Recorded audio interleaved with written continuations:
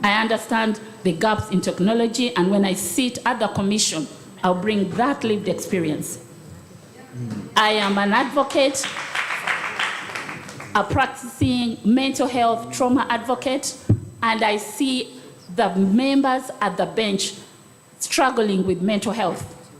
And yet we sit here at our pedestal and judge these people who lack support on their mental health. It's quite daunting to sit at the bench and lack that kind of support. Take Mariam to the JSC, and I advocate for policies that see that the bench is well catered for. Their wellness is as good as ours. My first agenda is to hold accountability. ULS should not be sidelined in these issues. ULS needs to stay at the cornerstone of the criteria of appointment.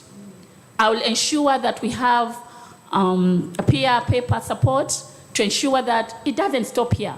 You don't send people at the JSC and don't know what's happening.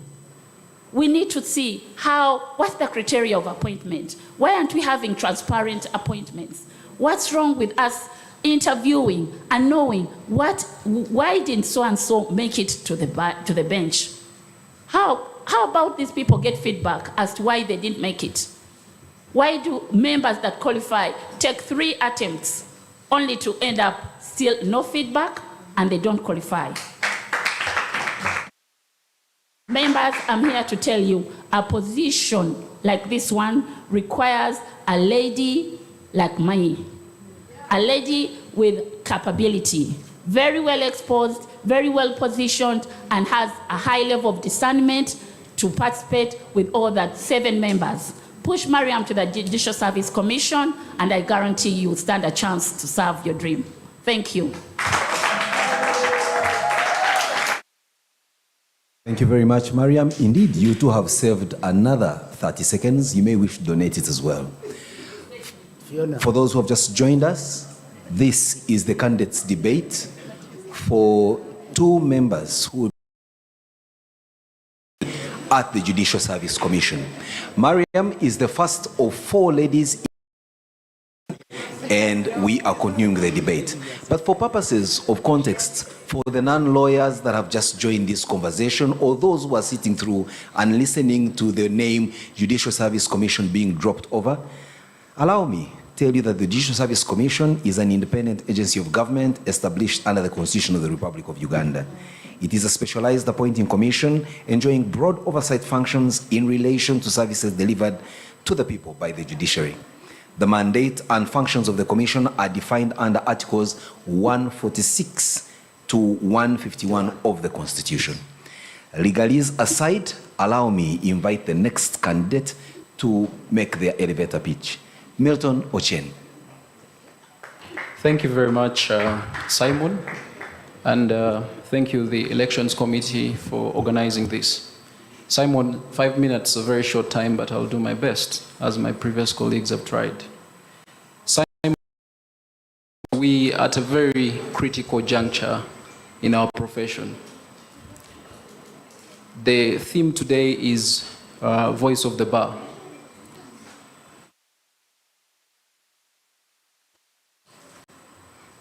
Thank you. The theme today is Voice of the Bar. Those who know me and those who have followed me in this campaign trail will agree that I am a voice of reason. And I mean that. Members, the representation on Judicial Service Commission is for accountability. Simon has summarized the functions of the Judicial Service Commission as outlined in the Constitution. It is one for holding others accountable. I am one of those amongst the candidates here who has been at the front line of this change that is happening at Uganda Law Society. I supported my president publicly and openly. Simon, regardless of what has happened, a lot has happened in the last 1 year, and I have not shied away from calling a spade a spade. We have somehow lost our way as a membership of Uganda Law Society. We have a governance and leadership crisis. This might cost me my candidacy, but if it means that, there is no problem. We have to hold our leaders accountable. Right now, as we speak, we are not even sure whether this election is going to take place or not because of governance issues within council. Okay? A lot has gone on leading to where we have reached. Simon, I advocate for accountability. I have spoken out. I've called out our council members. I've reached out sometimes to each one of them and offered guidance. All this is to demonstrate the aspects of accountability. And none of the candidates on this table have come out openly to hold our leaders accountable. It's not hard to guess, because you do so, you risk losing your election going to Judicial Service Commission. So it is very important that we elect people who are willing to hold others accountable, because this is what this job is about. I issued a statement which is elaborate. Whoever is interested to go and look at it will look at it. Secondly, Simon, I am not a rookie. I bring on board experience. I have served government as a representative of Uganda Law Society on the National Building Review Board. I don't wish to exploit the inexperience of my colleagues to advance my campaign. But it's very important that we elect somebody who understands how government processes work.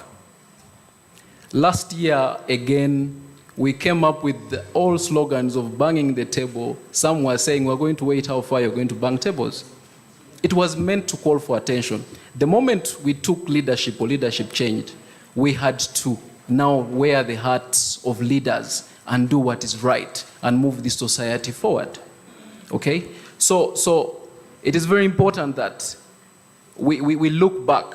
A lot of promises are going to be made, but are they all realizable? Are they all achievable? It is important that we elect someone who has experience. Government processes are different. You must have the skills, and I have the skills. You must engage constructively to pass any government resolution. When you join government, most may not know, you are going to sign an oath of service, judicial oath, and sometimes an oath of secrecy. We have, for instance, Section 16 of the Judicial Service Act, which means that everything you do stays within the commission. So how are we going to go about this? It requires negotiation skills, persuasion, influencing others, and being able to build bridges, okay, so that we can get results done. Last but not least, Simon, I've mentioned leadership qualities, but also I am someone with the record of services is very clear. It is impeccable. So should we overcome this hurdle that we have? There are legal challenges. We are legally exposed in this process, but we agreed as members or as candidates that should court intervene, then we shall stop this election. But should we go through, these are the things I want people to elect me for. Thank you. Thank you very much, candidate Milton Ochen.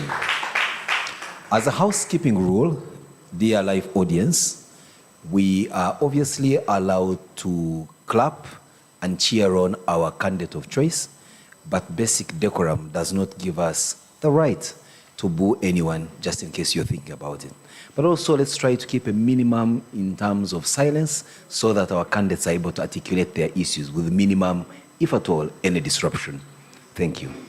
Now, you will allow me invite the second of the four ladies vying for this position. This is none other than Dr. Patricia Atim.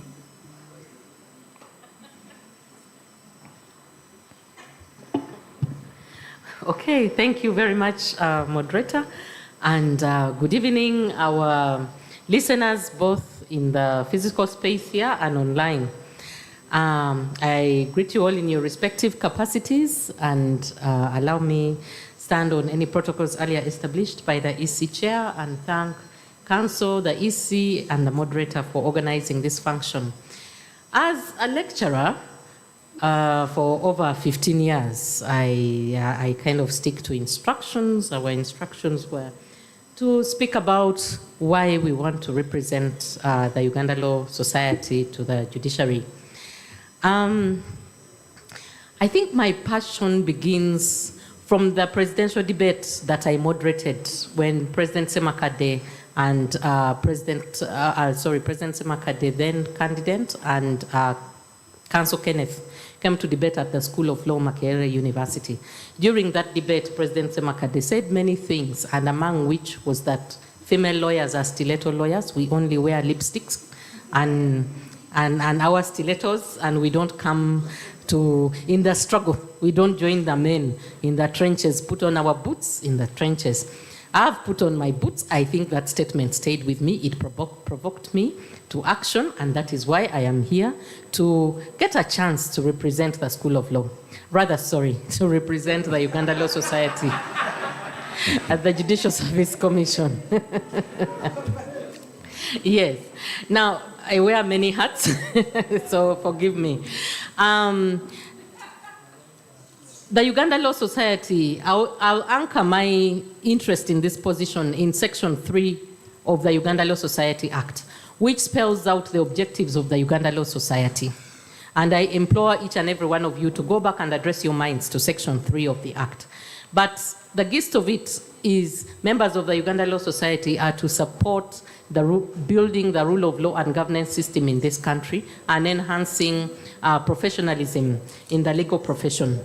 I stand by that. It's my bid. I have been in the classroom at the Ivory Tower, in the communities, training and mentoring young lawyers whom we have released in thousands to the public. I feel it's time to get out of the Ivory Tower, out of the classrooms, and come and implement the things we teach, make a contribution to the society by representing the Uganda Law Society to the Judicial Service Commission.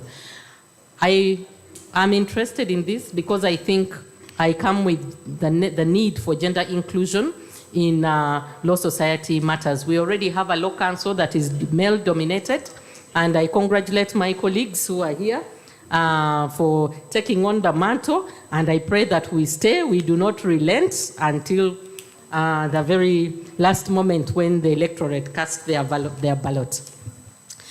Celebrating the Constitution, I must say, I think this is also my way to celebrate the 30 years of our Constitution by presenting myself to the candidature as a representative to Uganda Law Society at the Judicial Service Commission. My mission is to consolidate the gains that we have made as a country in the judiciary. I took a moment to look at the statement by the Chief Justice, which I would implore each and every one of you to read. The Chief Justice released the statement, a summary of the judiciary's annual report of 2024-2025. I also took a moment to at least address my mind to the issues that were raised by our predecessors in the Judicial Service Commission, in the Judicial Service Commission Annual Report 2024-2025. And they pitched to consolidate, and they pitched to promote a people-centered justice system. I am here, ladies and gentlemen of the Uganda Law Society, to consolidate the gains that we've made as a country, and with integrity, professionalism, accountability, and transparency, consolidate and propel the nation to a judiciary that is people-centered and a bar that recognizes the strengths of the judiciary and works together with the judiciary to realize justice for all our members in this country. Thank you very much. Candidate Dr. Patricia Atim, thank you very much. You've spared us another 30 seconds. And so, without further ado, today is a momentous day. That one, we are having this debate at a time when the Constitution celebrates 30 years. But also, it's worth noting that tomorrow is our country's 63rd independence anniversary. So juxtaposing those two milestones and you being here, putting across what you intend to do for the Uganda Law Society at the Judicial Service Commission, and by extension, benefiting an entire country, I think the timing couldn't have been better.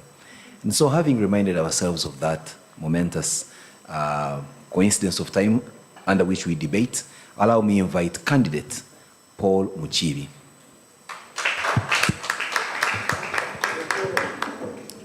Thank you, Simon. Thank you, everybody here. I'm a chain breaker. That's the starting point. And that speaks to my reason for vying for this position. Some of us have been on ground from day one. We are not jumping. Hands-on. We have been in the hustle of practice from day one to date. We know the problems lawyers are facing. I have 5 years experience in law reporting. I've been digesting cases and giving feedback to the bar and the bench. And I must tell you, one of the issues I'm addressing is poor judicial appointments. That is a chain we need to deal with. There are very many competent members of the bar that are supposed to be on the bench. And there are very many incompetent members of the bench sitting on the bench. What criteria do we use? Are we getting the best? Why are we not getting the best? That is something we need to address. Merit-based appointments is a problem.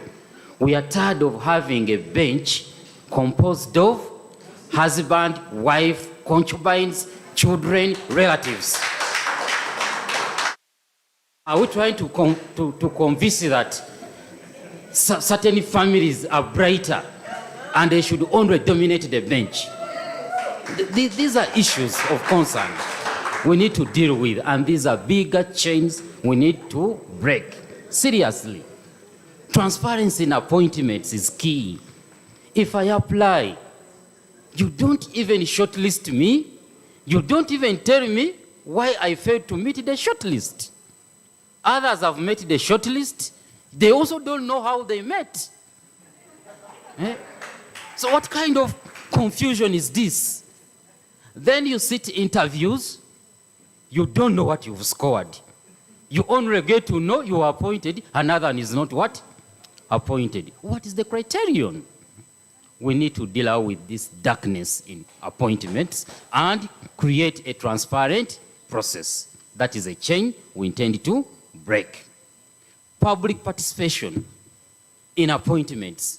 We are here giving our agenda, our manifesto as candidates intended to represent the bar on the GSC. Why should judges, when they are being interviewed, do their interviews in closed meetings? Closed doors. Why? Come and tell us, we listen to you, as the public is listening to me, and we see whether you are competent or not. Why should we just get a communication that so and so qualified, looking at the list, those who qualified, you feel like crying? How they qualified, you can't tell. Now they start rendering decisions. Some decisions are not even worth being on the law book. So there is a serious problem. We need public participation. This is a public what? Office. The other concern I intend to address so much is also merit on promotions. We are having a situation in Uganda where the hardworking judges are sidelined and left at one level until they retire.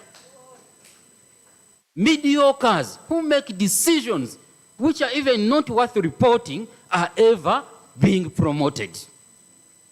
What is this criterion?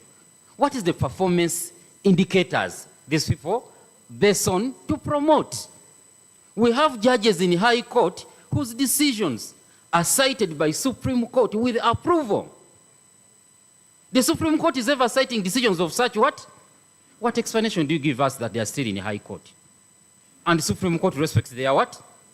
Decisions. Something is very wrong. Then the other concern is judicial residence. We have a lot of challenges. How do we explain Judge X in a year has rendered and disposed 100 cases and Judge Y 10 cases? And there is nothing to do about that. One has rendered 10, another 100 what?